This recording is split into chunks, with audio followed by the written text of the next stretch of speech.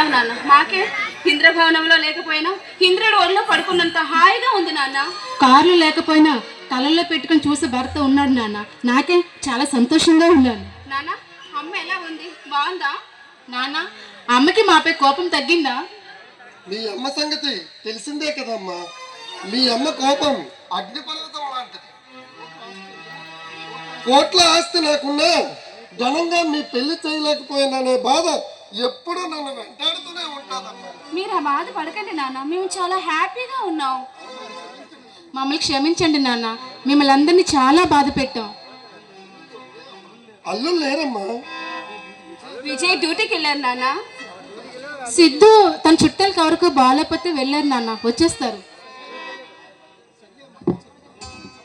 సరేలేమ్మా, నేను వచ్చానని అల్లుళ్ళకి చెప్పండి.